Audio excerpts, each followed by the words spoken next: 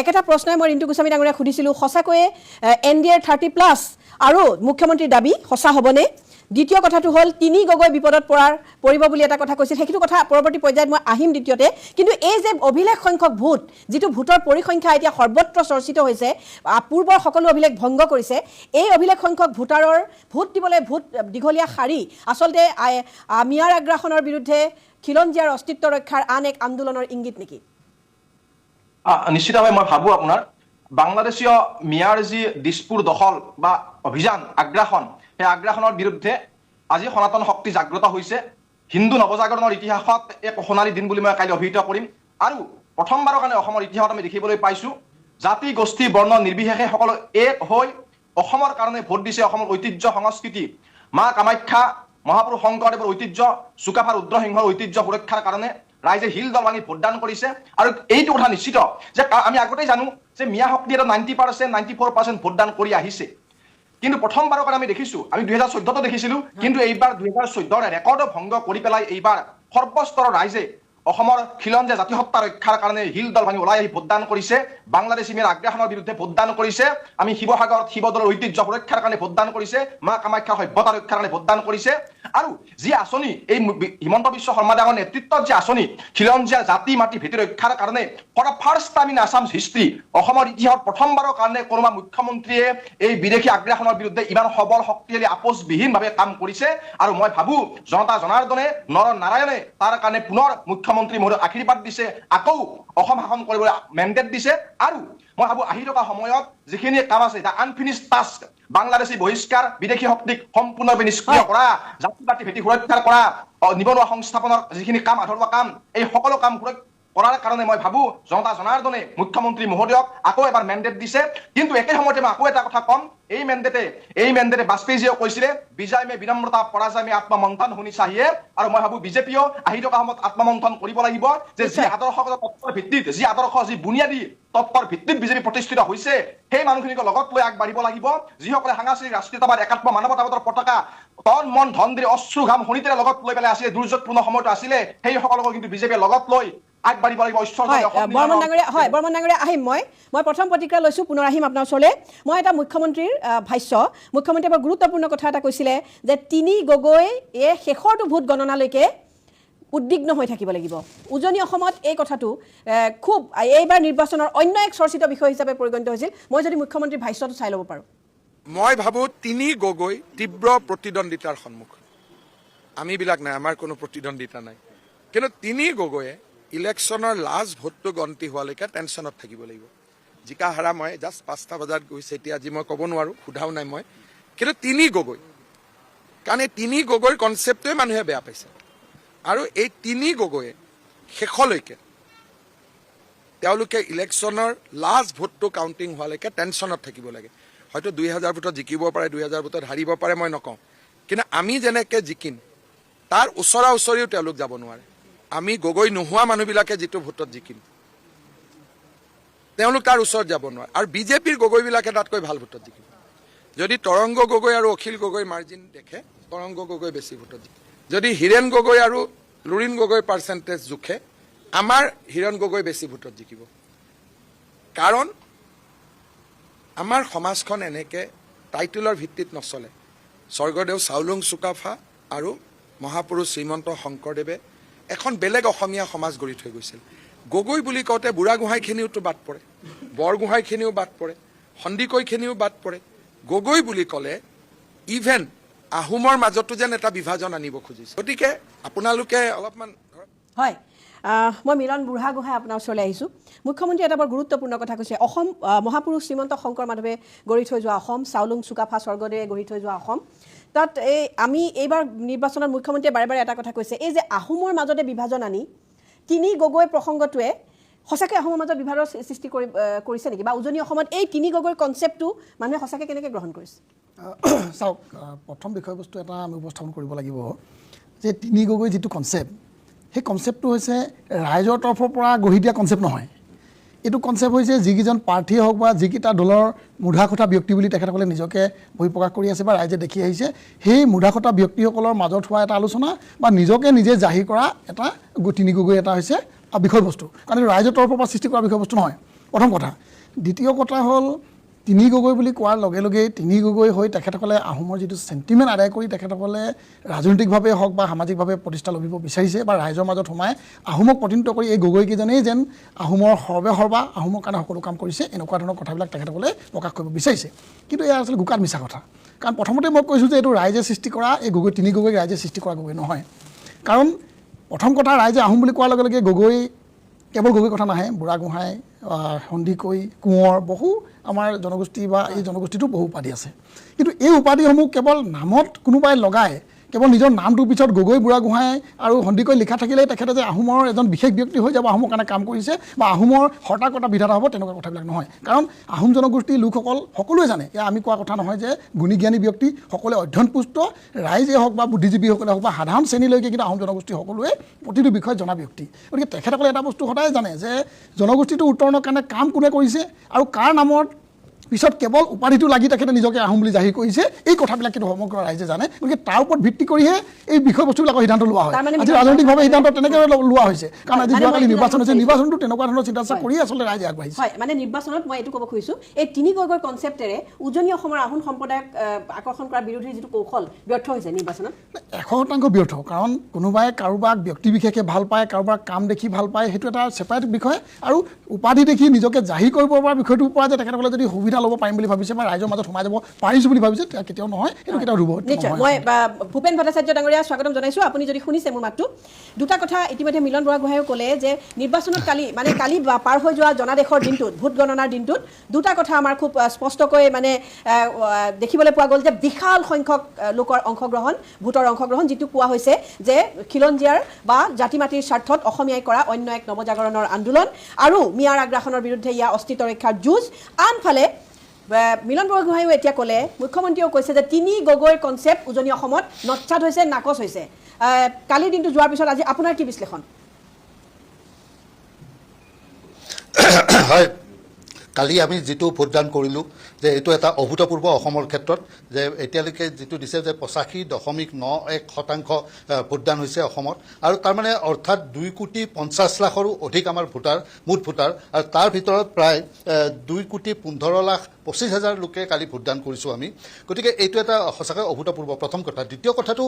এই যিটো অভূতপূৰ্ব ভোটদান সেইটো যদি বিশ্লেষণ কৰা যায় তেতিয়াহ'লে মোৰ ধাৰণাটো হ'ল যে যোৱা 5টা বছৰত যিটো বিকাশ আৰু সুৰক্ষাৰ কথা চলি আহিছিল, আৰু এইবাৰ যিটো বিকাশ আৰু সুৰক্ষা, বিশেষকৈ সুৰক্ষা, অসম আন্দোলনৰ পাছত, অসম আন্দোলনৰ সময়ত আৰু তাৰ পাছত যেতিয়া 85 চনত প্ৰথম চৰকাৰ AJP চৰকাৰ গঠন হৈছিল, সেই সময়ত মানুহৰ যিটো এটা উৎসাহ বা মানুহৰ যিটো আগ্ৰহ আছিল চৰকাৰ এখন গঠন হ'ব আৰু আমাৰ সুৰক্ষাৰ বিষয়টো নিশ্চিত হ'ব। কিন্তু সেই সময়ৰ পৰা এতিয়ালৈকে যিহেতু সুৰক্ষাৰ বিষয়টো আমাৰ নিশ্চিত হোৱা নাই, গতিকে এইবাৰ চৰকাৰখনে যিটো ধৰণৰ এটা পদক্ষেপ গ্ৰহণ কৰিছে যোৱা 5টা বছৰত আমি দেখিবলৈ পাইছোঁ, আৰু সেই পদক্ষেপটোকে বৃহৎ হাৰত বা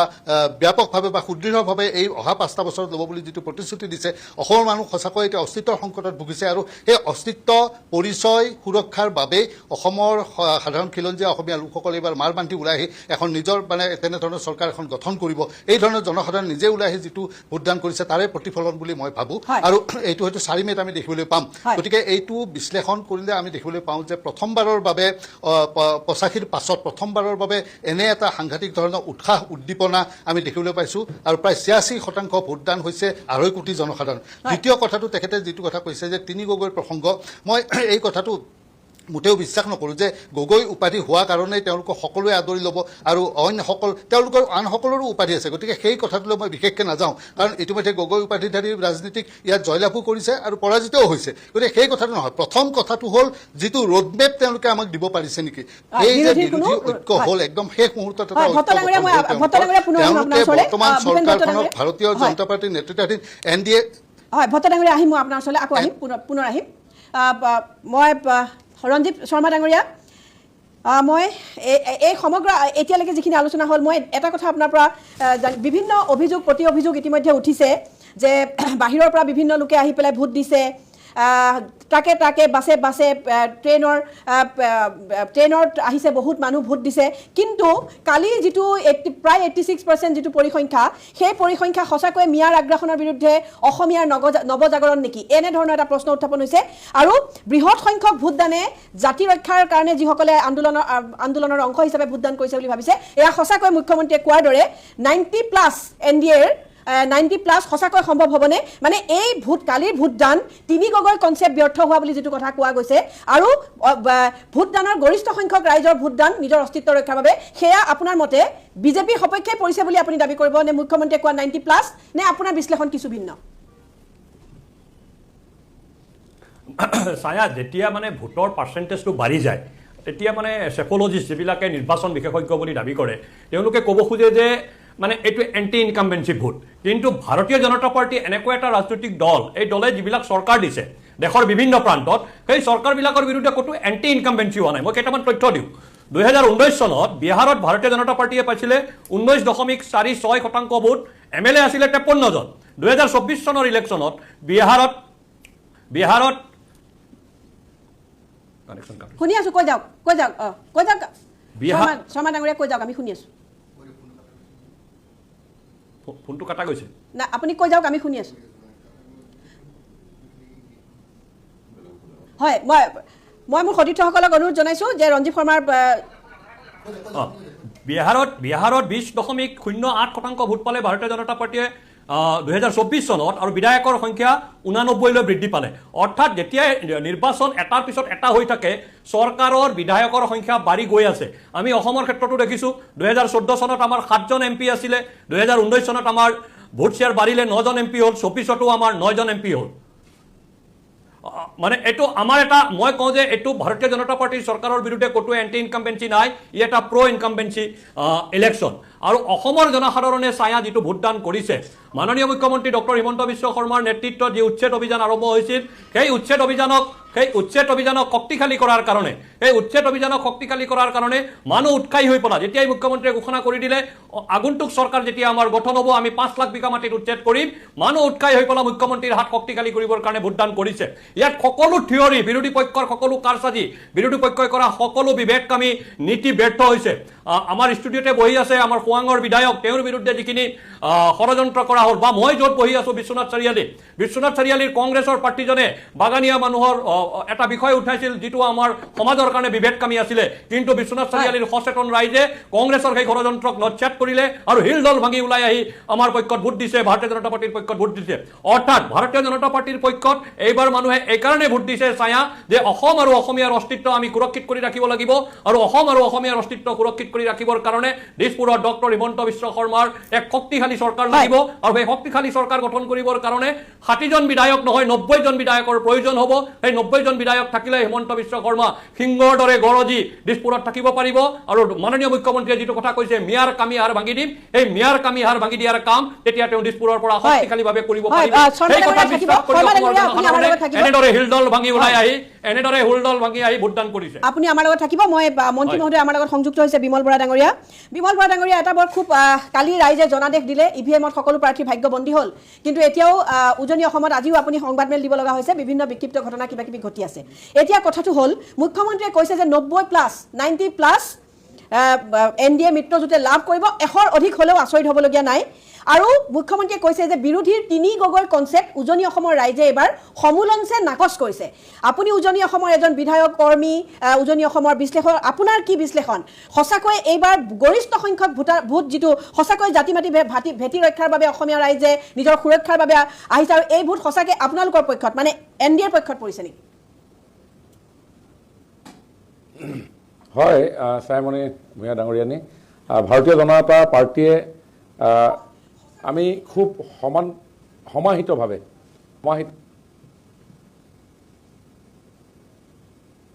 হয় কৈ যাওক চৰকাৰৰ যিসমূহ কাম কাজ সেই চৰকাৰৰ কাম কাজসমূহো ৰাইজৰ কাষলৈ লৈ যোৱাৰ আমাৰ প্ৰয়াস অব্যাহত আছিলে আপুনি যিটো কনচেপ্টৰ কথা কৈছে এই কনচেপ্টটো যেতিয়াই আৰম্ভ হ'ল সেই তেতিয়াই তেওঁলোকৰ কনচেপ্টটো বুমেৰাং হ'ল কিয় কাৰণ তেওঁলোকৰ সেই কনচেপ্টটো কোৱাৰ লগে লগে স্বৰ্গদেউ চাওলুং চুকাফাই 7 ৰাজ জিনি 7 ৰাজ সামৰি 1 ৰাজ প্ৰতিষ্ঠা কৰি যি বৃহৎ অসমৰ ভেটি তেখেতে নিৰ্মাণ কৰি থৈ গৈছিল সেই ভেটিত প্ৰথম কুঠাৰাঘাতটো কৰিছিলে গতিকে মুকলিকে কোনেও কোৱা নাছিলে কাৰণ তেওঁলোকৰ যিটো কনচেপ্ট আছিলে সেই কনচেপ্টত এটা সন্মানীয় জনসমষ্টিৰ কথা কোৱা হৈছিলে কিন্তু কোনেও মুখ খুলি একো কোৱা নাছিল কিন্তু তেখেতসকলেও যাৰ নাম লৈ এই কামটো কৰিছিল সেইসকল ৰাইজেও অন্তৰত খুব আঘাত পাইছিলে আৰু সেইকাৰণে এইবাৰ নিৰ্বাচনত আপুনি দেখিলে যে তেওঁলোকৰ সেই কনচেপ্ট কমপ্লিটলি বুমেৰাং হ'ল। দ্বিতীয়তে আমি জনতাৰ সেৱাৰ্থে ভাৰতীয় জনতা পাৰ্টীয়ে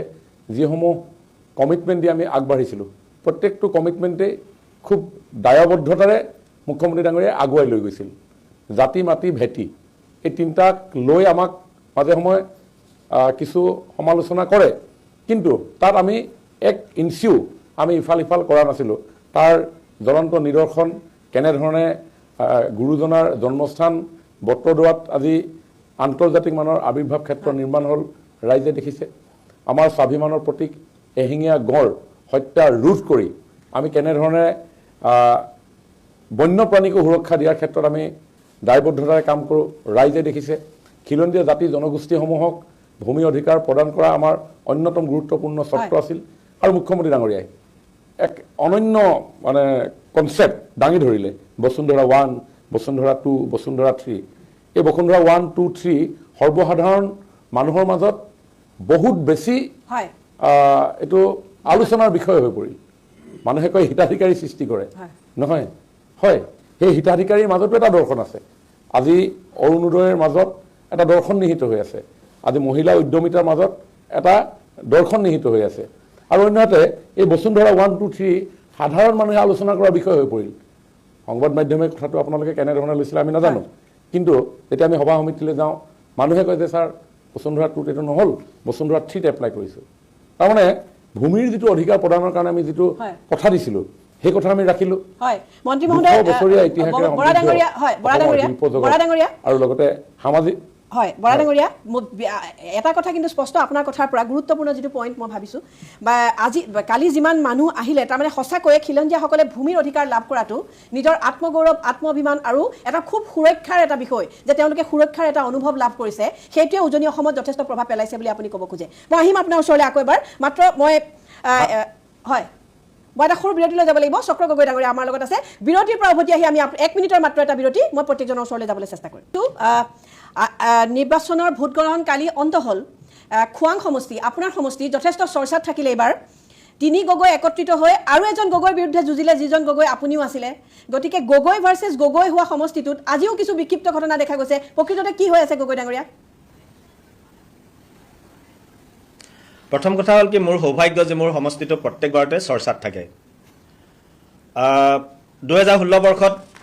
কেন্দ্ৰীয় মন্ত্ৰী পৱন সিং ঘাটোৱাৰ 20 বছৰ সাংসদ তেখেতে মোৰ লগত নিৰ্বাচন খেলাটোৰ বাবেও চৰ্চাত আছিলে। 2021 চনত তেখেতৰ পুত্ৰই খেলাৰ বাবে চৰ্চাত আছিলে আৰু এইবাৰ জাতীয় পৰিষদৰ সভাপতি লুৰিণজ্যোতি গগৈ ডাঙৰীয়াই ইয়াত খেলাৰ কাৰণেও যথেষ্ট চৰ্চাত আছিলে সমষ্টিটো। আৰু যিকোনো নহ'লেও যি নহওক কিয় কালি পৰ্বটো ইতিমধ্যে সমাপন হৈছে। এতিয়া কথা হ'ল কি, আপোনালোকে যিটো চৰ্চা কৰি আছে গগৈ 3 গগৈৰ ৰাজনীতি, এই 3 গগৈৰ ৰাজনীতিটো খোৱাঙত নেচেল, ইয়াত এইটো নচলে। কাৰণ যিসকল মানুহে গগৈ উপাধি ধৰি নিজকে আহোমৰ নেতা হ'বলৈ যদি সজাব খুজি পেলাই ভোট সংগ্ৰহ কৰিম বুলি ভাবিছিল, তেতিয়াহ'লে চক্ৰ গগৈনো ক'ৰ হয়? চক্ৰ গগৈটো এজন আহোমৰে সন্তান হয়। গতিকে যি 3 গগৈয়ে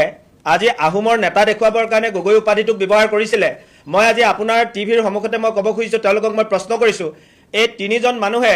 আহোম জাতিটোৰ বিকাশৰ বাবে মংগলৰ বাবে জাতীয় সংগঠন হিচাপে আহোমৰ কোনোবা এটা সংগঠনত 1 ঘণ্টা সময় ব্যয় কৰিছে নেকি তেওঁলোকে? লুৰিণ গগৈ ডাঙৰীয়া তেওঁ মানে আচু কৰি থাকোঁতে আচুৰ মঞ্চত কাহানি বা তেওঁ আহোমৰ সম্পৰ্কত কিবা কথা আলোচনা কৰিছিল নেকি? গৌৰৱ গগৈয়ে কংগ্ৰেছৰ মঞ্চত কাহানি বা আহোমৰ কথা আলোচনা কৰি পাইছিল নেকি? অখিল গগৈয়ে কাহানি বা ৰাইজৰ দলৰ মঞ্চত আহোমৰ ভালৰ বাবে কিবা কথা আলোচনা কৰিছিল নেকি? তাৰ বিপৰীতে আপোনালোকে মোক সোধক, চক্ৰ গগৈৰ কথা সোধক। চক্ৰ গগৈয়ে 3 বছৰ সদৌ অসম আহোম সভাৰ ষ্টেট ছেক্ৰেটাৰী আছিলে আৰু যোৱা সেই সময়ত 3টা বছৰ মই আহোম জাতিৰ বাবে সংগঠনটোত সেৱা আগবঢ়াইছিলোঁ। গতিকে কোনোবাই যদি গগৈ উপাধিধাৰী হৈ পেলাই আহোমৰ যদি কোনোবাই চেণ্টিমেণ্ট ড্ৰ কৰিম বুলি ভাবে, তেতিয়াহ'লে প্ৰথম চেণ্টিমেণ্ট ড্ৰ কৰিব চক্ৰ গগৈয়ে, বাকী কোনো 3 গগৈয়ে নোৱাৰে। কাৰণ তেওঁলোকৰ আহোমৰ বাবে কোনো কণ্ট্ৰিবিউশ্যনেই নাই, তেওঁলোকে বেলেগ বেলেগ মঞ্চত কাম কৰি আছিলে। গতিকে খোৱাঙত এইবিলাক নচলে। খোৱাঙত সকলো মানুহ জাতি জনগোষ্ঠীৰ মানুহ আছে। আহোম, কছাৰী, চুতীয়া, মৰাণ, মটক, মিচিং, দেউৰী, কোচ, কলিতা, ব্ৰাহ্মণ, গোসাঁই, বেংগলী, বিহাৰী, মাৰোৱাৰী সকলো মানুহৰ জাতি ইয়াত বাস কৰে। আদিবাসীসকল, চাহ জনগোষ্ঠীসকল বাস কৰে আৰু যাক আমি ইতিমধ্যে অসমীয়া জাতিৰ অভিন্ন অংগ হিচাপে আমি সাঙুৰি লৈছোঁ। গতিকে সেইসকলক বাদ দি আমি অসমৰ ৰাজনীতি কেনেকৈ কৰিম, খোৱাঙৰ ৰাজনীতি কেনেকৈ কৰিম? আৰু সেইকাৰণেই তিনি গগৈৰ ৰাজনীতি এটলিষ্ট খোৱাঙত আৰু আপাৰ আছামত নেচেল, এইটো কেতিয়াও নচলে। আৰু সেইকাৰণে তেওঁলোকে যি শিক্ষা পাব লাগে তেওঁ পাব। আৰু সেইকাৰণে আপোনাক যথেষ্ট কনফিডেণ্টে দেখা গৈছে, ইমানখিনি কনফিডেণ্ট থকাৰ পিছতো আজিও কিয় বিক্ষিপ্ত ঘটনা ঘটি থাকিব লগা হৈছে? বিৰোধীয়ে কৈছে যে এয়া আপোনালোকে প্ৰতিশোধমূলকভাৱে কৰিছে। নাই, ঘটনাটো আজি নহয়, ঘটনাটো কালিৰ। এইটো আজি আমাৰ মন্ত্ৰী দুগৰাকী মন্ত্ৰীৰ উপস্থিতিত আমি সংবাদমেলটোহে মাত্ৰ দিছোঁ। ঘটনাটো হৈ গ'ল কালি, কাৰণ কালি আপুনি জানে যে কালি ভোটদানৰ পৰ্ব।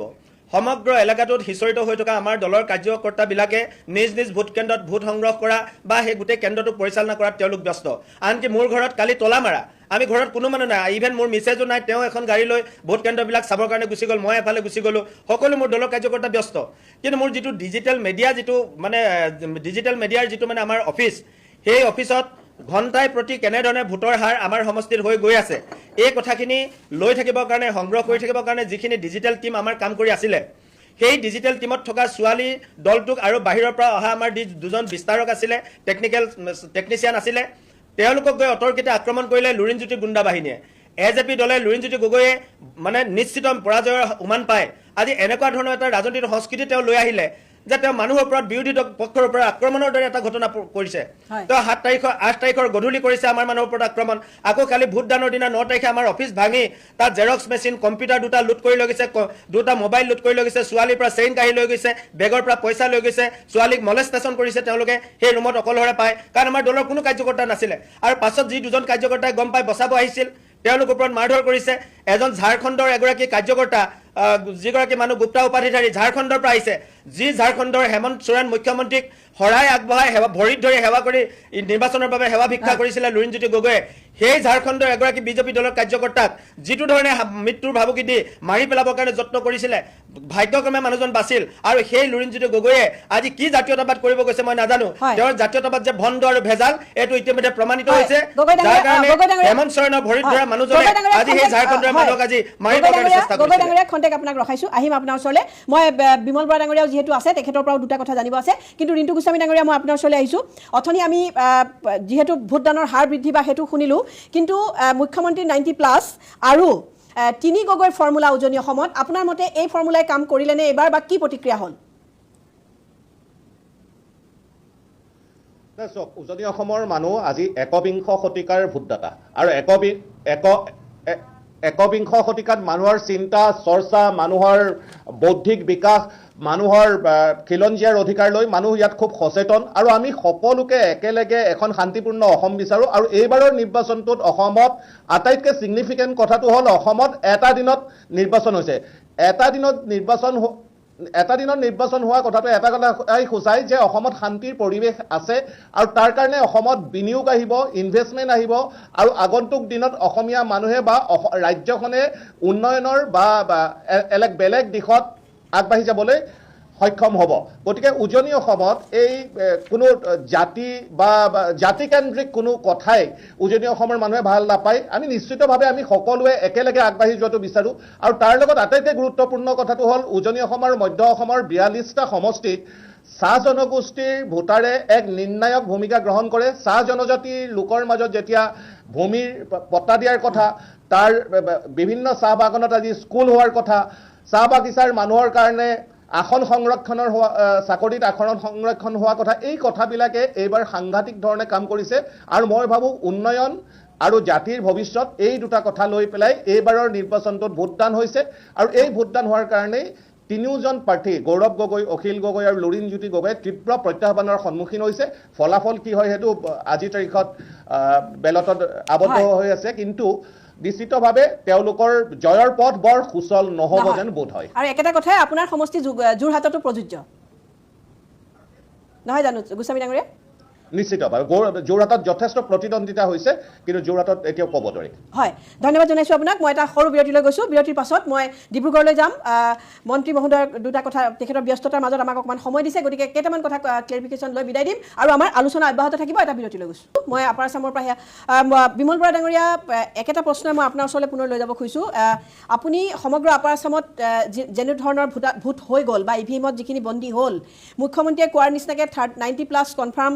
বুলি মুখ্যমন্ত্ৰীয়ে কৈছে আৰু এইটোও কোৱা হৈছে যে বাৰে বাৰে এইটো কথা কৈ থকা হৈছে আপোনাৰ সমষ্টিটো হয়তো সেইটো কথাৰ প্ৰভাৱ কেনেকুৱা মই জানিবলৈ বিচাৰিম যে 3 গগৈ এবাৰ একত্ৰিত হৈছে গতিকে আপাৰ আছাম বিৰোধী মিত্ৰজোঁটৰ হাতলৈ যাব কিন্তু শেহতীয়া ৰাইজৰ যিটো অংশগ্ৰহণ দেখা গ'ল তাত সঁচাকৈ 3 গগৈ কনচেপ্ট বা 3 গগৈ ফৰ্মুলা কিমান চলিল প্ৰথম কথা মুখ্যমন্ত্ৰী ডাঙৰীয়া 90+ যিটো কথা কৈছে সেইটো একেবাৰে আখৰে আখৰে সত্য ওলাব তাত কোনো সন্দেহ নাই আৰু যিটো কনচেপ্টৰ কথা কৈ আছে সেই কনচেপ্টটো কোনো কামত নহয় এটা কনচেপ্ট তেওঁলোকে কৰিলে কাৰণ মই আগতে কৈছোঁ উল্লেখ কৰিছোঁ সেই কথাটো কোৱাৰ লগে লগে আমাৰ সকলোৰে নমস্য স্বৰ্গদেউ চাওলুং চুকাফাই যি চিন্তা আদৰ্শেৰে সকলোকে সামৰি এখন সমাজ প্ৰতিষ্ঠা কৰি থৈ গৈছিল সেই সমাজখনৰ প্ৰতি যেন সেই শব্দকেইটা কুঠাৰাঘাত আছিল আৰু সেইকাৰণে যি উপাধিয়ে তেওঁলোকে একত্ৰিত হোৱাৰ কথা কৈছিল সেইসকল সন্মানীয় সমাজৰ বিশিষ্ট লোকসকলেও প্ৰতিজন ব্যক্তিয়ে এই কথাটো একেবাৰে ভাল পোৱা নাছিল আৰু সেইকাৰণে নিৰ্বাচন প্ৰাক নিৰ্বাচনী যেতিয়া সভাসমূহ হৈছিলে সেই সভাসমূহত তাতে কোনো ধৰণৰ প্ৰভাৱ তেনেকুৱা নাছিলে কাৰণ এইখন সমাজে তেনেকৈ নাভাবে কেতিয়াও এখন সমাজে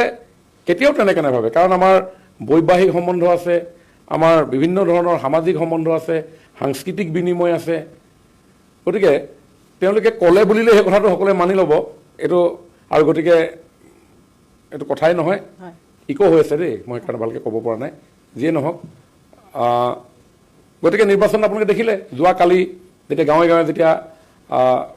বুথৰ যিবিলাক টেবুল আছিলে সেই টেবুলৰ কোনো অস্তিত্ব নাই ইভিন তেওঁলোকে যোৱাকালি তেওঁলোকে কংগ্ৰেছৰ যিসমূহ টেবুল আছিলে টেবুলসমূহত আমাৰ জুবিন গাৰ্গ ডাঙৰীয়াৰ ফটো সংস্থাপিত কৰি লৈছে সেই কথাটোতো আৰু ৰাইজে বেয়া পাইছে কাৰণ জুবিন গাৰ্গ ডাঙৰীয়াৰ পত্নী গৰিমা গাৰ্গ ডাঙৰীয়া নিয়ে কৈ আছে যে জুবিন গাৰ্গক ৰাজনীতিলৈ নানিব ইভিন আমি এটা শব্দ উচ্চাৰণ কৰা নাই জুবিন গাৰ্গ ডাঙৰীয়া সম্পৰ্কত আমাৰ নিৰ্বাচনী সভাসমূহত এটা শব্দ উচ্চাৰণ কৰা নাই কিন্তু তেওঁলোকে বুথৰ টেবুলত জুবিন গাৰ্গ ডাঙৰীয়াৰ ফটো লৈ মানুহক জুবিন গাৰ্গ ডাঙৰীয়াৰ নামত ব্লেকমেইল কৰিছে যে জুবিন গাৰ্গ ডাঙৰীয়াক ভোট সেৱা কৰি ভোট দিবলৈ যাওক বহু ৰাইজে তাৰ পৰা জুবিন গাৰ্গ ডাঙৰীয়াৰ ফটোখন আঁতৰাই দিছে যে এইটো কাম নকৰিব এখেতক ৰাজনীতিলৈ নানিব গতিকে কংগ্ৰেছৰ যিটো মানসিকতা নিকৃষ্ট মানসিকতা অসমৰ ৰাইজে বুজিবলৈ বাকী নাই কাৰণ অসম আন্দোলনৰ সময়ত 860জন শ্বহীদৰ কলংকিত তেজৰ দাগ তেওঁলোকৰ লগত লাগি আছে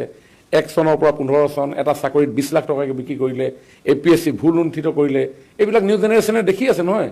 আৰু মুখ্যমন্ত্ৰী ডাঙৰীয়াই 1 লাখৰ চাকৰি দিয়াৰ কথা 1,60,000 পাৰ হৈ গ'ল কোনো এটা কৰাপশ্যন নাই কোনো ভাৰতীয় জনতা পাৰ্টিৰ কোনো কাৰ্যকৰ্তাৰ কোনো ধৰণৰ অভিযোগ নাই আজি ইমান স্কিম হৈছে আজি অৰুণোদয় হৈছে মহিলা উদ্যমিতাৰ পৰা আৰম্ভ কৰি সকলো স্কিম একেবাৰে DBTৰ জৰিয়তে প্ৰত্যেকজন ব্যক্তিয়ে নিজৰ একাউণ্টত পাইছে গতিকে তাত কৰাপশ্যন জিৰ' তো সেইকাৰণে কোনেও বিচৰা নাই যে কংগ্ৰেছৰ সেই পুৰণি দিনবিলাক ঘূৰি আহক আৰু এই জাতীয়তাবাদী নাম লৈ যিটো ভণ্ডামি কৰি আছে এই জাতীয় পৰিষদ যোৱাকালি যিটো ঘটনা খোৱাঙত সংঘটিত হৈছে এগৰাকী আদিবাসী লোকক ঝাৰখণ্ডৰ পৰা অহা এগৰাকী আদিবাসী লোকক তেওঁলোকে নিৰ্মমভাৱে হত্যা কৰিছে ইফালেদি সেই ঝাৰখণ্ডৰ মুখ্যমন্ত্ৰীৰ চৰণ চুই তেওঁলোকে ধন টকা পইচা নিছে গতিকে তেওঁলোকৰ এই দুমুখীয়া তিনিমুখীয়া যিবিলাক তেওঁলোকৰ কাৰবাৰ কংগ্ৰেছৰ লগত কেতিয়াবা জাতীয়তাবাদ হয় নেকি অসমৰ জনসাধাৰণে অসম আন্দোলনৰ সময়ছোৱাত তেওঁলোকে কৰা এই নিশংসতাৰ কাৰণে জাতিদ্ৰোহী আখ্যা দিছিলে কংগ্ৰেছক আজি আলফা সমস্যা কিয় সৃষ্টি হ'ল বড়োলেণ্ড 50-50 কিয় হ'ল আজি ডিমা হাছাও কাৰ্বি আংলঙত কিয় ক্ষোভৰ দাবালন জ্বলিছিল তেজেৰে ৰাঙলী হৈছিল কংগ্ৰেছ সৃষ্ট নহয় জানো আজি গ্ৰ' মোৰ ফুডৰ নামত মৈমনসিঙীয়া মিয়া অসমত সংস্থাপিত কৰাৰ কাৰণেতো খিলঞ্জীয়া জাতি জনগোষ্ঠীৰ অস্তিত্বৰ প্ৰতি ভাবুকি আহিছিল সেইকাৰণে 79 চনৰ পৰা 85 চনলৈ অসম আন্দোলন হৈছিল হাজাৰজনে পংগুত্ৰৰ জীৱন আঁকোৱালি ল'ব লগা হ'ল অনলি কংগ্ৰেছৰ ৰং ডিচিশ্যন সেইকাৰণে মাহিয়াৰ দৃষ্টিৰে চাইছে বুলি আমি অভিযোগ উত্থাপন কৰিছিলোঁ হয় বৰা ডাঙৰীয়া মই আপোনাক এই কংগ্ৰেছৰ লগত কেতিয়াবা জাতীয়তাবাদ হয় বৰা ডাঙৰীয়া মই বহুত সময় আপোনাৰ নলওঁ মই আপোনাক কেইটামান একদম সৰু সৰু কথা যদি মই আপোনাৰ পৰা একদম সংক্ষেপতে জানিব বিচাৰোঁ তিনিচুকীয়াৰ পৰা যদি আমি শদিয়াৰ পৰা যদি আমি আৰম্ভ কৰোঁ শদিয়া তিনিচুকীয়া ডিব্ৰুগড় বা তাৰ গোলাঘাট শিৱসাগৰ এই গোটেই যিকেইটা আমাৰ 46টা সমষ্টি উজনি অসম বুলি আমি কওঁ ইফালে মাজুলী বা আমাৰ উত্তৰ অসমৰ যিকেইটা আছে আপোনাক যদি মই আজি সুধোঁ কালি ভোট হৈ যোৱাৰ পাছত এই 46টা উজনি অসমৰ সমষ্টি বিজেপি ইনটেক্ট থাকিব বুলি আপুনি আজি ডাঠি ক'ব পাৰিবনে ইনটেক্ট থাকিব 100% ইনটেক্ট থাকিব ক্লিন সুইপ থাকিব ডিফাৰেন্স বাঢ়িব ভোটৰ পূৰ্বতকৈ বাঢ়িব আৰু যোৰহাটৰ কথা কি যোৰহাট আৰু খোৱাং যোৰহাট আৰু পাৰিব। খোৱাং হয় যোৰহাট খোৱাং দুজন বিশেষ গগৈৰ দুটা বিশেষ সমষ্টি সেই সমষ্টি দুটাটো আপুনি ইতিমধ্যে কালিৰ পৰা আপুনি আছে বা বিভিন্ন প্ৰেছ মিটো কৰি আছে হয় সেই দুটা সমষ্টি জানিব বিচাৰিছোঁ খোৱাঙত আমি 20,000 পৰা 27,000 ভিতৰত জিকিম শিৱসাগৰ যোৰহাটৰ মই সংখ্যা নাজানো হয়। কাৰণ খোৱাঙত মই বহু দিনৰ পৰা লাগি আছোঁ চক্ৰধৰ গগৈ মোৰ বন্ধু মানুহ আৰু মোৰ কাষতে তেওঁৰ সমষ্টি তেওঁৰ 3টা পঞ্চায়ত মোৰ সমষ্টিত সোমাইছে এতিয়া গতিকে খোৱাঙৰ ৰাইজৰ লগত মোৰ সম্পৰ্ক আছে গতিকে খোৱাঙত ইমান ৰাইজৰ যুঁজ আছিলে হয় আৰু এওঁলোকে ৰাজনীতি আচলতে কৰিব নাজানে নহয় হয় এখেতলোকে ভাবে ৰাজপথৰ ৰাজনীতি শিৱসাগৰ এইটোতো নহয় ৰাজপথত গুণ্ডামি কৰি ৰাজনীতি হ'ব নেকি হয়, শিৱসাগৰ। খোৱাঙত কি পৰিৱেশ সৃষ্টি কৰিলে গোটেই অসমৰ বিভিন্ন প্ৰান্তৰ পৰা খোৱাঙত বিভিন্ন প্ৰান্তৰ পৰা বিভিন্ন মানুহ আহি পিনি সোমাই ল'লে সোমাই লোৱাৰ লগে লগে লুৰিণজ্যোতি গগৈ কেম্প খুলি ল'লে হয় সেই কেম্পবিলাকৰ পৰা এনেকুৱা পৰিৱেশ সৃষ্টি হ'ল লোকেল খোৱাঙৰ ৰাইজ সন্তুষ্ট হৈ গ'ল হয় যে খোৱাঙৰ ৰাইজ সহজ সৰল সাধাৰণ গ্ৰাম্য সমাজ জীৱনৰ লগত জড়িত তো তেওঁলোকে দেখিলে আৰে এইটো কি কাৰবাৰ হয় গতিকে মন্ত্ৰী ডাঙৰীয়া মই খোৱাঙৰ জনসাধাৰণ খুব ঠাণ্ডাকে সময় হয় মই বিৰতিলৈ যাব লাগিব মই জাষ্ট আকৌ সুধিছোঁ শিৱসাগৰ কি হ'ব শিৱসাগৰৰ আমাৰ প্ৰাৰ্থী জয়ী হ'ব শিৱসাগৰৰ গগৈ জয়ী হ'ব শিৱসাগৰ শিৱসাগৰ পৰাজয় হ'ব গগৈ পৰাজয় হ'ব কুশল দুৱাৰী জিকিব আপোনাৰ মতে একদম নিৰ্ঘাত পৰাজয় হ'ব কুশল দুৱাৰী জিকিব হয় ধন্যবাদ জনাইছোঁ মই এটা সৰু বিৰতিলৈ যাওঁ বিৰতিৰ পৰা উভতি আহি পৰৱৰ্তী আলোচনা অব্যাহত থাকিব পুনৰ উভতি আহিছোঁ মই উজনিৰ কথা আমি পাতিলোঁ বহুখিনি নামনিলৈ যদি যাব পাৰোঁ ডক্টৰ বৰ্মন ডাঙৰীয়া নামনি অসমৰ ৰাজনীতিত সদায়ে মিয়া পলিটিক্স বা যেতিয়াই ইলেকশ্যন আহে যেতিয়াই অস্তিত্বৰ প্ৰশ্ন উত্থাপন হয় যেতিয়াই আগ্ৰাসনৰ প্ৰশ্ন উত্থাপন হয় সদায় ইলেকশ্যনত কোৱা হয় যে হিল দল ভাঙি মানুহে ভোট দিবলৈ যায় এইবাৰ কিন্তু তাৰ বিপৰীত ছবি সকলো স্থানতে সেই ছবি বিপৰীত হৈছে উজনি মুখ্যমন্ত্ৰীয়ে কোৱা 90+ নামনিৰ কিমান যোগ হ'ব বুলি আপুনি ভাবে চাওক আপুনি কেইবাটাও বিন্দু চুই গৈছে এটা গুৰুত্বপূৰ্ণ বিন্দু আপুনি চুই গৈছে নামনিৰ যিটো মিয়াৰ কথা আপুনি উল্লেখ কৰিছে হয় নামনি অসমৰ ৰাইজে মিয়াৰ ভয়াৱহ আগ্ৰাসন অতি ওচৰৰ পৰা দেখিছে নামনি অসমত আমাৰ জীয়ৰী বোৱাৰীও বহুত ঠাইত সুৰক্ষিত নহয় বহুত ঠাইৰ পৰা খিলঞ্জীয়া মানুহ পলায়ন কৰিব লগা হৈছে গোটেই বিষয়বিলাক মই তথ্য সহকাৰে বহুত বছৰ ধৰি লিখিও আছোঁ কৰিও আছোঁ এতিয়া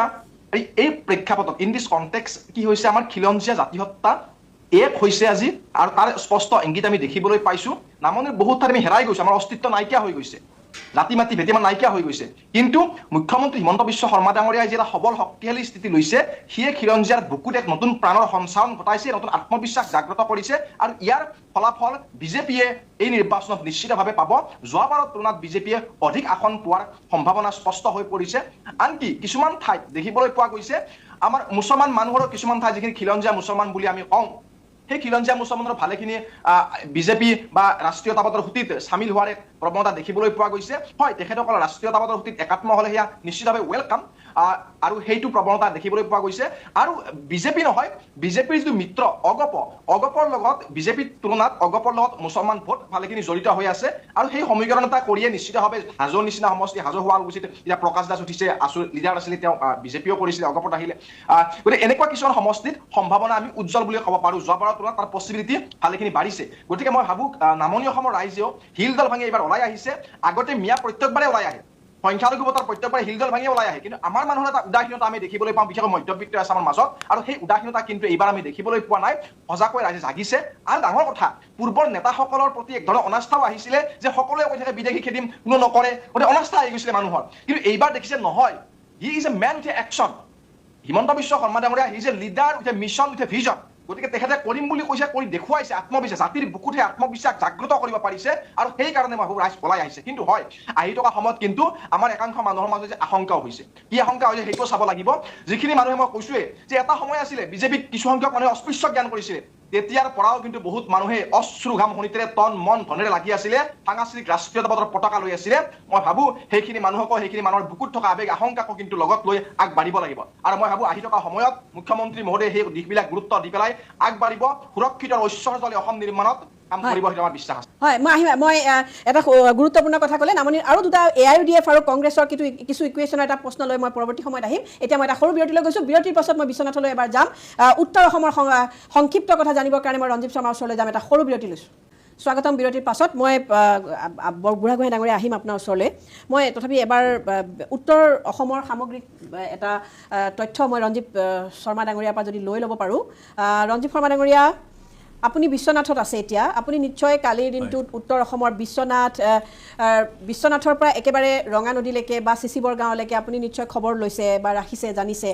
বিহপুৰীয়া বিশ্বনাথ নদুৱাৰ ৰঙাপাৰা তাৰ সিফালে গোগামুখ ঢকুৱাখানা চিচিবৰ গাঁও বা ধেমাজি বিভিন্ন গোটেইকেইখন উত্তৰ অসমত যিমানকেইখন জিলা সেই জিলাত ৰাজনীতি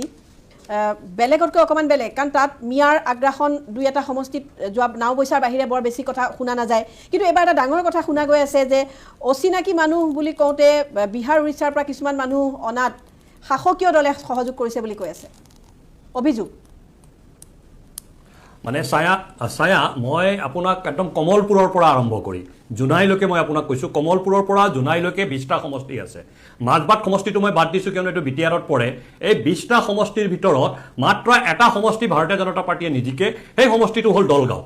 আন সকলো সমষ্টি একপক্ষীয়ভাৱে ভাৰতীয় জনতা পাৰ্টীয়ে জিকিব আৰু অধিকাংশ সমষ্টিত আমাৰ ভোটৰ যিটো জিকাৰ মাৰ্জিন সেইটো 20,000তকৈ বেছি হ'ব যিটো মানে বিহাৰী আনাৰ কথা কৈ আছে কংগ্ৰেছে মই যোৱাকালিও আপোনালোকৰ চেনেলতে কৈছিলোঁ তাৰ আগদিনাখনো কৈছিলোঁ যে কংগ্ৰেছে বাংলাদেশী মিয়া যি মানে বিভিন্ন ৰাজ্যত মানে কাম কৰিবলৈ যোৱা বাংলাদেশী মূলৰ মিয়া যেনেকৈ ট্ৰেইনত আৰু বাছত জাকে জাকে আনি নামনি অসম আৰু মধ্য অসমৰ বিভিন্ন সমষ্টিত নিৰ্বাচনৰ আগতে যোৱা 6 তাৰিখৰ পৰা সুমুৱাই দিছিল সেই দৃশ্য ঢাকি ৰাখিবৰ কাৰণে কংগ্ৰেছৰ ইকোচিষ্টেমে ভাৰতীয় জনতা পাৰ্টীয়ে বিহাৰী ভোটাৰ আনিছে বুলি অপপ্ৰচাৰ চলাইছিল এতিয়া মোৰ কথাটো হ'ল যে যদি বিহাৰী ভোটাৰে বিশ্বনাথ চাৰিআলি নাইবা নাওবৈচা নাইবা ৰঙানদী নাইবা চিচি বৰগাঁও ক'ৰবাত যদি ভোট দিছে মানে অবৈধভাৱে আহি কংগ্ৰেছৰ পুলিং এজেণ্টবিলাকে কি কৰি আছিল এজন মানুহক তেওঁলোকে এৰেষ্ট কৰাব পাৰিছেনে যিটো কাম প্ৰেক্টিকেলি হোৱা নাই গ্ৰাউণ্ড জিৰোত যিটো হোৱা নাই সেই কথাটো কৈ অসমীয়া মানুহৰ আৱেগক তেওঁলোকে মানে আৱেগক লৈ ৰাজনীতি কৰিব বিচাৰিছিল কিন্তু উত্তৰ পাৰৰ মানে ৰাজনৈতিকভাৱে অতি সচেতন মানুহে কংগ্ৰেছৰ বিভেদকামী বিশেষকৈ বিশ্বনাথ চাৰিআলি আৰু বৰচলাত কংগ্ৰেছে যি বিভেদকামী সমাজক ধ্বংস কৰাৰ যি এক ষড়যন্ত্ৰ ৰচনা কৰিছিল আমাৰ মহাপুৰুষ শংকৰদেৱ চাওলুং চুকাফা জ্যোতি বিষ্ণুৱে গঢ়ি যোৱা উত্তৰ পাৰৰ এই বিশাল সমাজখনক ধ্বংস কৰাৰ যি ষড়যন্ত্ৰ কৰিছিল ছবিলাল উপাধ্যায় বৈজয়ন্তীমালা দেৱীৰ য'ত টেট লাগি আছে সেইখন সমাজক ধ্বংস কৰাৰ যি ষড়যন্ত্ৰ কংগ্ৰেছে কৰিছিল সেই ষড়যন্ত্ৰক উত্তৰ পাৰৰ সচেতন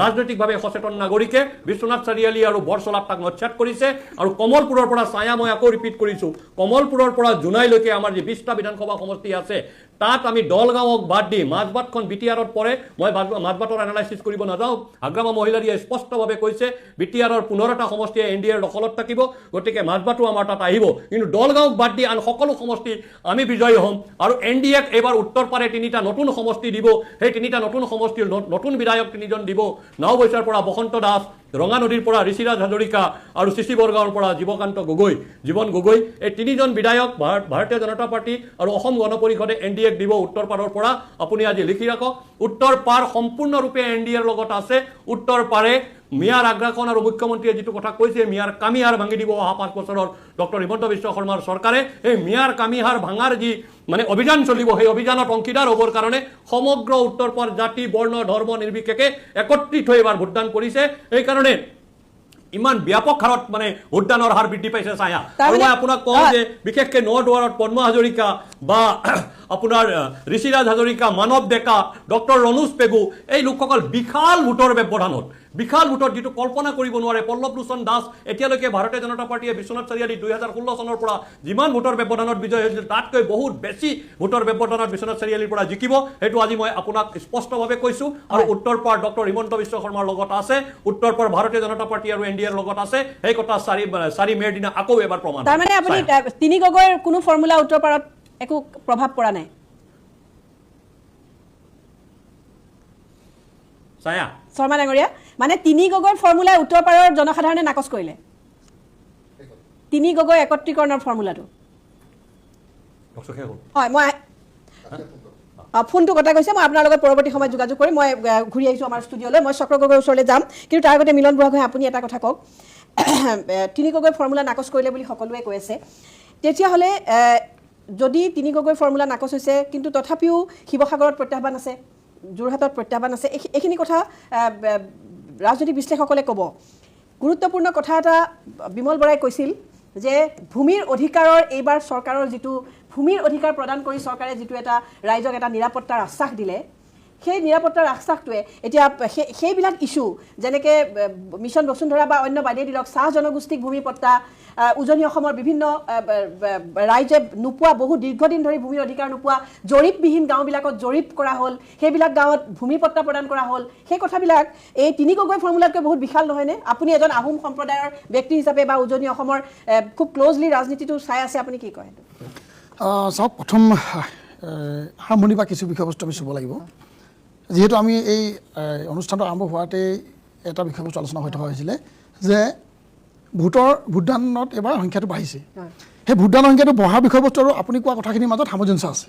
প্ৰথম কথা হ'ল ভোটদান কি কাৰণে বাঢ়িছে কোনোবাই কৈ আছে যে বা বিৰোধীয়ে হওক বা যিকোনো ৰাইজৰ একাংশ ৰাইজে কৈ আছে বা কোনোবা ৰাজনৈতিক দলে কৈ আছে যে এয়া এণ্টি ইনকমেচিৰ কাৰণে চৰকাৰ বাঢ়িছে কিন্তু নহয় আমি যিটো উপলব্ধি কৰিছোঁ বা আমি সমগ্ৰ অসমত যিহেতু এটা ছাত্ৰ সংগঠন হিচাপে ঘূৰি আছোঁ বা সকলো ৰাইজৰ লগত যিহেতু জড়িত হৈ আছোঁ আমি দেখিবলৈ পাইছোঁ প্ৰথম কথা নামনি অসমত প্ৰতি বছৰে ভোটদানৰ সংখ্যাটো সদায় বাঢ়ে শতাংশটো সদায় বাঢ়ে উজনি অসমত কম থাকে কিন্তু এইবাৰ উজনি অসমত বাঢ়িছে আৰু উজনি অসমত বঢ়াৰ প্ৰথম কাৰণ হিচাপে আমি পৰিগণিত হৈছে বা আমি বুজি পাইছোঁ বা দেখি পাইছোঁ যে নামনি অসমৰ লোকসকলে ভোটদানটোক ইমান গুৰুত্ব সহকাৰে লৈ এখন অসমীয়া বিৰোধী চৰকাৰ বনাবৰ কাৰণে কাৰণ নামনি অসমত কোনখিনি লোক আছে কোন লোকসকলে আচলতে চৰকাৰ গঠন কৰাত বেছি গুৰুত্ব দিয়ে ভোটদান কোনে বেছি কৰে এই কথাটো সৰ্বজনবিদিত গতিকে এই বিষয়বস্তুটো বুজি পাই উজনি অসমৰ মানুহে ভোটদান প্ৰক্ৰিয়াত অংশগ্ৰহণ কৰিবৰ কাৰণে বেছিকৈ আহিছে কাৰণ যাতে এজন খিলঞ্জীয়াৰ কাৰণে চৰকাৰ আধিপত্য থকা এখন চৰকাৰ যাতে বনাব পৰা যায় তাৰ কাৰণে ভোটদানৰ শতাংশটো বাঢ়িছে দ্বিতীয় কথা হ'ল উন্নয়নৰ বিষয়বস্তুবিলাকত উজনি অসমে হওক বা সমগ্ৰ অসমৰ ৰাইজে চৰকাৰখনৰ পৰাই হওক বা বিগত সময়ত কাম কৰি যোৱা দলৰে হওক বা মন্ত্ৰী বিধায়কৰ কামত সন্তুষ্ট হৈছে কাৰণ উন্নয়নটো প্ৰথম বিচাৰে কাৰণ বিগত সময়ত যিখিনি উন্নয়ন হ'ব লাগিছিলে তাতকৈ যথেষ্ট বেছি উন্নয়ন দেখিছে এই চৰকাৰখনৰ দিনত কাৰণ উন্নয়নৰ সন্দৰ্ভত আমি যদি ক'বলৈ যাওঁ যিহেতু গগৈ প্ৰসংগ চলি আছে আহোমৰ ৰাজনীতিটোৱে বেছি প্ৰাসংগিকতা হৈ আছে আমি সেই বিষয়বস্তুটোৱে আচলতে চুব বিচাৰিছোঁ যে আজি শদিয়া ধেমাজি যদি চাই স্বাধীনোত্তৰ কালৰ পৰা ট্ৰাইবেল বেল্ট এণ্ড ব্লক হোৱাৰ কাৰণে ম্যাদী পট্টা আজিলৈকে পোৱা নাছিলে বিগত সময়ত নিজৰ জনগোষ্ঠী আমাৰ মুখ্যমন্ত্ৰী থকা অৱস্থাত কংগ্ৰেছৰ চৰকাৰ থাকিও কিন্তু এই সমস্যাটোৰ সমাধান আমি অহৰহ আন্দোলন কৰিলোঁ বা ৰাইজে চহি থকাৰ পিছতো কিন্তু সমস্যাবিলাক সমাধান নহ'ল এই চৰকাৰৰ দিনত কিন্তু ম্যাদী পট্টা পাবৰ কাৰণে সক্ষম হৈছে আজি দ্বিতীয় কথাটো হ'ল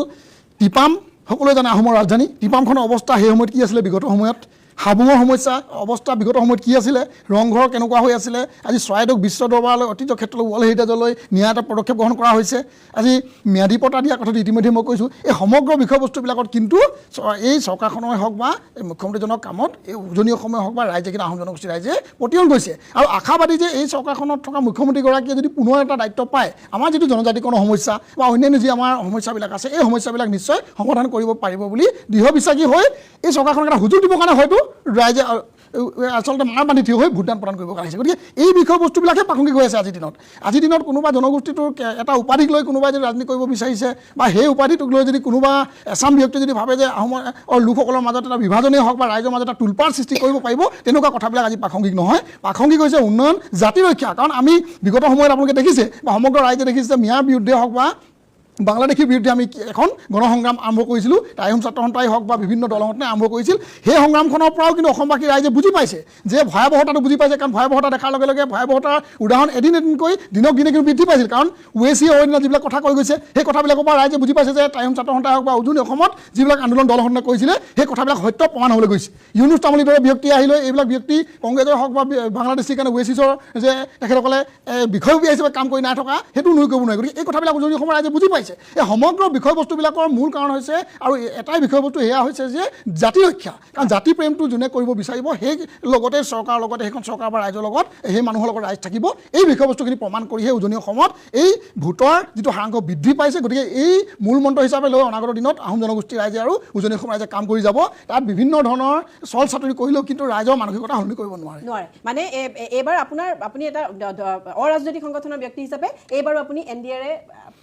নাই আমি এটা বিষয়বস্তু ইনডাইৰেক্টলি ক'ব লাগিব কাৰণ আমি বিগত দিনতো কৈ আহিছোঁ আমি কি বিচাৰোঁ জাতি ৰক্ষা আৰু উন্নয়ন বিচাৰোঁ গতিকে জাতি ৰক্ষা আৰু উন্নয়নৰ ক্ষেত্ৰত জনগোষ্ঠীটোৰ লগতে সমাজখনৰ উন্নয়নৰ কাৰণে যোনে কাম কৰিব যি দলে হওক বা চৰকাৰ কাম কৰিব তাৰ লগত আমি কেৱল দল সংগঠন বুলি নহয় ৰাইজ থাকিব গতিকে তাৰ বিকল্প আমি কেতিয়াও হ'ব নোৱাৰোঁ এইটো স্পষ্ট কথা মুখ্যমন্ত্ৰীয়ে 90+ কৈছে আপোনাৰ কি বিশ্লেষণ চাওক আমি ৰাজনৈতিক বিশেষজ্ঞও নহয় আৰু ৰাজনৈতিকভাৱে আমি জড়িতও নহয় কিন্তু উজনি অসমৰে হওক বা নামনি অসমৰ যিবিলাক অঞ্চললৈ আমি গৈছোঁ বিভিন্ন সভা সমিতি হওক বা ৰাইজৰ লগত আমি আলোচনা কৰিছোঁ তাত প্ৰতিজন ৰাইজৰ এটাই কথা যে উন্নয়ন আৰু জাতি ৰক্ষাৰ কাৰণে আমি ভোট প্ৰদান কৰিম আৰু গতিকে উন্নয়ন আৰু জাতি ৰক্ষা কোনে কৰিব পাৰিব এই কথাটো ৰাইজে বুজি পাইছে গতিকে তাৰ প্ৰত্যুত্তৰ আৰু তাৰ উত্তৰবিলাক 4 তাৰিখে চলাই হয় ভূপেন ভট্টাচাৰ্য ডাঙৰীয়া আপোনাৰ ওচৰলৈ আহিছোঁ মিলন বুঢ়াগোহাঁয়ে যিখিনি কথা ক'লে সেই কথাখিনি আঁত ধৰিয়ে যদি আপোনাক সোধা যায় সঁচাকৈয়ে জাতি ৰক্ষা বা যিবিলাক ইছ্যু ভিত্তিত এতিয়া এইবাৰ বৰ অভূতপূৰ্ব বা আগতে নেদেখা আমি দৃশ্য আমি দেখিলোঁ ভোটগ্ৰহণ কেন্দ্ৰত সেই গোটেই কথাখিনি আপুনি মিলন বৰগোহাঁইৰ লগত কিমান সহমত নাই বা মই এই কথাটো অকণমান বিশ্লেষণ কৰি দিব খুজিছোঁ এই কাৰণ যে এই যেতিয়া 2016 চনত প্ৰথমবাৰৰ বাবে অসমত ভাৰতীয় জনতা পাৰ্টীৰ নেতৃত্বাধীন চৰকাৰ গঠন হ'ল আৰু এই চৰকাৰ গঠন হোৱাৰ পাছত এইবাৰ দ্বিতীয়বাৰৰ বাবে ডক্টৰ হিমন্ত বিশ্ব শৰ্মাৰ নেতৃত্বত চৰকাৰ চলি আছে আৰু তেওঁলোকে তৃতীয়বাৰৰ বাবে চৰকাৰ গঠনৰ বাবে আগবাঢ়িছে বা তেওঁলোকে প্ৰতিদ্বন্দ্বিতা কৰিছে এই যে 16 চনৰ পৰা আমি গোটেই ধাৰাটো যদি চাওঁ তেতিয়াহ'লে দিল্লীৰ যিখন চৰকাৰ NDA চৰকাৰ সেই চৰকাৰখনৰ অসম চৰকাৰৰ প্ৰতি যিটো সহযোগ অসমৰ জনসাধাৰণ অসম আৰু দিল্লীৰ মাজত যিটো ব্যৱধান সেই ব্যৱধানটো কিমান হ্ৰাস হৈছে আমি সকলোৱে দেখিছোঁ তাৰ পাছত এই চৰকাৰখনে NDA এই গোটটোৱে যেতিয়া তৃতীয়বাৰৰ বাবে চৰকাৰ গঠন কৰিবলৈ আহিছে তেওঁলোকে যিখিনি প্ৰতিশ্ৰুতি দিছে যোৱা 5টা বছৰৰ কাম কাজৰ ভিত্তিত তেওঁলোকে যিখিনি প্ৰতিশ্ৰুতি দিছে সংস্থাপনৰ পৰা আমি বসুন্ধৰাত দেখিলোঁ চাহ জনগোষ্ঠীৰ লোকসকলক মাটিৰ পট্টা প্ৰদান কৰা দেখিলোঁ গুৱাহাটী মহানগৰীত পাহাৰৰ মানুহক মাটিৰ পট্টা প্ৰদানৰ কথাটো আমি দেখিলোঁ ইত্যাদি বিভিন্ন বিষয় সেই বিষয়সমূহ লৈ ইয়াৰ লগতে উন্নয়ন আৰু সুৰক্ষা এই কামখিনি কেৱল প্ৰতিশ্ৰুতি দিয়াই নহয় এই 5টা বছৰীয়া কাৰ্যকালত 16 চনৰ পৰা এই 10 বছৰীয়া কাৰ্যকালত বিশেষকৈ যোৱা 5টা বছৰীয়া কাৰ্যকালত উন্নয়ন আৰু সুৰক্ষাৰ কথাটো আমি স্পষ্টভাৱে প্ৰতিফলন ঘটিছে দেখিছোঁ তাৰ ভিত্তিত তেওঁলোকে এই তৃতীয়বাৰৰ বাবে চৰকাৰ গঠনৰ বাবে তেওঁলোকে প্ৰতিদ্বন্দ্বিতা কৰিছে তেওঁলোকক প্ৰতিহত কৰিবলৈ কংগ্ৰেছ নেতৃত্বাধীন বিৰোধী ঐক্য আগবাঢ়িছে তাৰ মানে কি যে বিজেপি নেতৃত্বাধীন মিত্ৰজোঁটক প্ৰতিহত কৰিব লাগিলে তেওঁলোকতকৈ বেছি ধৰণৰ কাম বেছি ধৰণৰ এটা আশ্বাস বা পতিয়ন নিয়াব পাৰিব লাগিব কংগ্ৰেছ আৰু তেওঁলোকৰ মিত্ৰ দলৰ পক্ষত কিছু শতাংশ ভোট আছেই কিন্তু তেওঁলোকে যদি বিজেপি চৰকাৰখনক উফৰাব লাগে তেতিয়াহ'লে তেওঁলোকে NDAৰ পক্ষৰ ভোটো আনিব লাগিব NDAৰ পক্ষত থকা ভোটাৰকো তেওঁলোকে পতিয়ন নিয়াব লাগিব যে এওঁলোকে যিখিনি কাম কৰিছে বা কৰি আছে তাতকৈ আমি বেছি কাম কৰিম সেই পতিয়ন নিয়াত কিমান সমৰ্থ হ'ল কেৱল ডক্টৰ হিমন্ত বিশ্ব শৰ্মা বেয়া ডক্টৰ হিমন্ত বিশ্ব শৰ্মাক আক্ৰমণ কৰিলেই মানুহে NDAৰ পক্ষৰ পৰা আহি পেলাই কংগ্ৰেছ আৰু মিত্ৰ দলক ভোট দিব সেই নিগেটিভ ধাৰণাটো লৈ থকা কাৰণেই আজি কংগ্ৰেছ দল আৰু তেওঁলোকৰ মিত্ৰ দলসমূহে এই ধৰণৰ এটা পৰিস্থিতিৰ সন্মুখীন হ'ব বুলি আমি ভাবোঁ তেওঁলোকে কোনো ধৰণৰ আশ্বাস কোনো ধৰণৰ ৰোডমেপ পলিচি সম্পৰ্কত কোনো কাম কৰিব নোৱাৰিলে বিমল বৰা ডাঙৰীয়া আমাৰ পেনেলত আছিলে তেখেত ইণ্ডাষ্ট্ৰি মিনিষ্টাৰ আমাৰ ইয়াত ইনভেষ্টমেণ্ট সামিট হ'ল আমি দেখিলোঁ ছেমি কণ্ডাক্টৰ নামৰূপৰ সাৰ কাৰখানা দেখিলোঁ কিমান ইনভেষ্টমেণ্ট হৈছে আমি দেখিলোঁ ডাভছ ইকনমিক ফৰামত আমাৰ মুখ্যমন্ত্ৰী ডাঙৰীয়া অংশগ্ৰহণ কৰি আহিল প্ৰথমবাৰৰ বাবে সংস্থাপনৰ ক্ষেত্ৰত দেখিলোঁ গতিকে এইবিলাক কথা দেখাৰ পাছত এই মানুহখিনিক যিখিনি সমৰ্থক এই সমৰ্থকখিনিক কংগ্ৰেছে নিবৰ কাৰণে তাতকৈ বেছি কাম কৰিব লাগিব বা কাম কৰা দেখুৱাব লাগিছিল কিন্তু 15 বছৰীয়া তেওঁলোকৰ কাৰ্যকালৰ ভিত্তিত মানুহ কিন্তু তেওঁলোকে পতিয়ামন দিবলৈ নোৱাৰিলে আৰু তাৰ ফলাফল আমি 4 মে'ত দেখিবলৈ পাওঁ মানে ভট্ট ডাঙৰীয়া মুখ্যমন্ত্ৰী 90+ যিটো মুখ্যমন্ত্ৰীৰ দাবী আপুনি একমত পাব চাওক ডক্টৰ হিমন্ত বিশ্ব শৰ্মা আমি ৰিপৰ্টিং কৰোঁ ৰাজনৈতিক প্ৰতিবেদন কৰোঁ 2001ৰ পৰা আমি দেখি আছোঁ মোৰ বোধেৰে ডক্টৰ হিমন্ত বিশ্ব শৰ্মাৰ ৰাজনৈতিক বিশ্লেষণ বা এই নিৰ্বাচনী অংকৰ ক্ষেত্ৰত তেওঁ যিটো প্ৰেডিক্ট কৰে সেইটো বৰ অশুদ্ধ নকয় তেওঁ সেইবাবে আমি চাব লাগিব 4 মে'লৈকে ডক্টৰ হিমন্ত বিশ্ব শৰ্মাৰ এইবাৰৰ এই বিশ্লেষণ এইবাৰৰ প্ৰেডিকশ্যনটো আগৰ কেইবাৰৰ দৰে একেবাৰে আখৰে আখৰে বা ওচৰে পাজৰে মিলিব নেকি হয় মই চক্ৰ গগৈ ডাঙৰীয়া আপোনাৰ ওচৰলৈ আহিছোঁ উজনি অসমৰ আটাইতকৈ চৰ্চিত সমষ্টিটোত থকাৰ পিছত আপোনাক যদি মই এই মুহূৰ্তত কালিতো ভোটাধিকাৰ হৈ গ'ল ৰাইজে ইতিমধ্যে EVMত যি হ'ল সকলো বন্দী হৈ গ'ল তাত আৰু এতিয়া কৰিবলগীয়া নাই তথাপি আপোনাৰ আত্মবিশ্বাস মতে আপুনি কিমান ভোটৰ ব্যৱধানত জিকিব মই আপোনাক ক'বলৈ পাই খুব আনন্দিত হৈছোঁ যে ডিব্ৰুগড় জিলাৰ ভিতৰতে মোৰ সমষ্টিত 83.5% ইতিমধ্যে ভোটদান কাৰ্যসূচী সমাপন হৈছে ৰাইজে ভোট দিছে আৰু মই যিটো বিশ্বাস কৰোঁ যে ডক্টৰ হিমন্ত বিশ্ব শৰ্মা ডাঙৰীয়াৰ 5 বছৰীয়া চৰকাৰখনে আৰু তাৰ আগৰ 5 বছৰ চৰকাৰ 10 বছৰীয়া বিজেপি চৰকাৰ দিনত ৰাজ্যখনৰ যি বিৰামহীন আন্তঃগাঁথনি উন্নয়ন জনতাৰ কল্যাণ আৰু সেৱা লগতে অসমীয়াৰ জাতি মাটি ভেটি সুৰক্ষাৰ পণ লৈ বিগত দিনবিলাকত ডক্টৰ হিমন্ত বিশ্ব শৰ্মা ডাঙৰীয়াই যিখিনি কাম কৰিলে ইয়াৰ আধাৰতে অসমৰ জনতাই বিজেপিক ভোট দিছে আৰু মোৰ খোৱাং সমষ্টিটো ভাৰতীয় জনতা পাৰ্টিক ৰাইজে ভোট দিছে আৰু আপুনি ভাবিব নোৱাৰিব 2024 চনৰ লোকসভা নিৰ্বাচনত আমাৰ যিটো পলিটিকেল ভাইব্ৰেশ্যন আছিলে এবাৰ তাতকৈ বহুত ওপৰত পলিটিকেল ভাইব্ৰেশ্যনটো আমি দেখা পালোঁ গতিকে এইটো নিশ্চিত যে ভাৰতীয় জনতা পাৰ্টিৰ প্ৰাৰ্থী হিচাপে বা NDA প্ৰাৰ্থী হিচাপে মই অন্ততঃ 20ৰ পৰা 30,000 ভোটৰ ব্যৱধানত মই এবাৰ জয়যুক্ত হ'ম হয় আৰু উজনি অসমৰ পৰা আৰম্ভ কৰি নামনি অসমলৈকে ইতিমধ্যে আমি বাকী সব কথা পাতিলোঁ মানে মুখ্যমন্ত্ৰী 90+ ফৰ্মুলা সফল হ'ব বুলি আপুনি বিশ্বাসী মাননীয় মুখ্যমন্ত্ৰী ডাঙৰীয়াক মই নিজেও এগৰাকী ৰাজনৈতিক চাণক্য হিচাপে মই জ্ঞান কৰোঁ তেখেতৰ গোটেই মানে পলিটিকেল গোটেই কথাবিলাক মই খুব সুন্দৰভাৱে মই বিবেচনা কৰোঁ যে তেখেতে যি কয় সেইটো সঁচা হয় আৰু সেইকাৰণে আমাৰ 90 খনৰ পৰা 100 খনৰ যি টাৰ্গেট দিছে এই টাৰ্গেট আমাৰ ফুলফিল হ'ব আৰু এনডিএ একক সংখ্যাগৰিষ্ঠতা লৈ পুনৰবাৰ ভাৰতীয় জনতা পাৰ্টিৰ নেতৃত্বত এনডিএ চৰকাৰ অসমত প্ৰতিষ্ঠা লাভ কৰিব হয় মই শেষ কৰিব লাগিব মই জ্ঞানেন্দ্ৰ বৰ্মন ডাঙৰীয়া একদম চমুকৈ আপোনাক সুধিছোঁ এইবাৰ নামনিত AIUDFৰ কথাটো কি হ'ব AIUDF যোৱাবাৰটো ধুবুৰীয়ে AIUDFক একেবাৰে নাকচে কৰিলে বা নামনিয়ে নাকচ কৰিলে এইবাৰ AIUDFৰ মানে কংগ্ৰেছৰ কথাটো আমি পাতিলোঁ কিন্তু AIUDF আৰু কংগ্ৰেছৰ এই ইকুৱেশ্যনটো কি হ'ব AIUDFৰ মোৰ বিশ্লেষণ অনুসৰি AIUDFে দুখনমান আসন পাব কিন্তু AIUDFৰ পূৰ্বৰ শক্তি নাই AIUDF এতিয়া নিশকতীয়া হৈছে কিন্তু পকেট এক্সিষ্টেঞ্চ তেওঁলোকৰ এতিয়াও আছে কিন্তু নামনিৰ মই আন এটা দিশ উনুকিয়াব খুজিছোঁ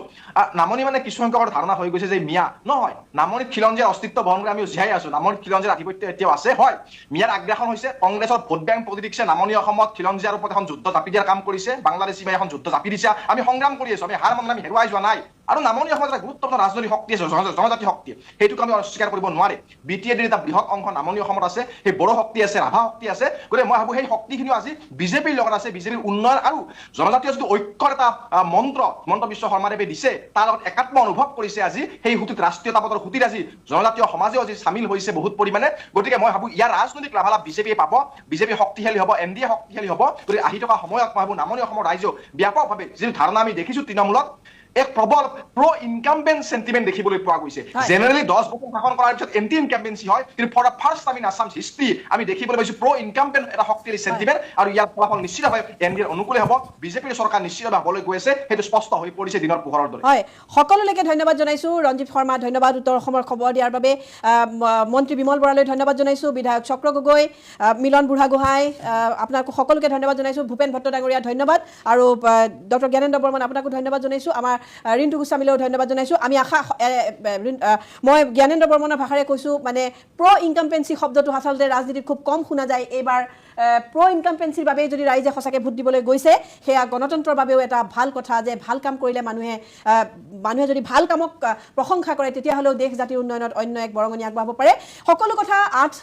4 মে'ত স্পষ্ট হ'ব কিন্তু আটাইতকৈ ডাঙৰ কথা এইবাৰ যে গণতন্ত্ৰৰ উৎসৱলৈ ৰাইজৰ যি বিপুল সঁহাৰি সেয়া গণতন্ত্ৰৰ প্ৰতি অন্য এক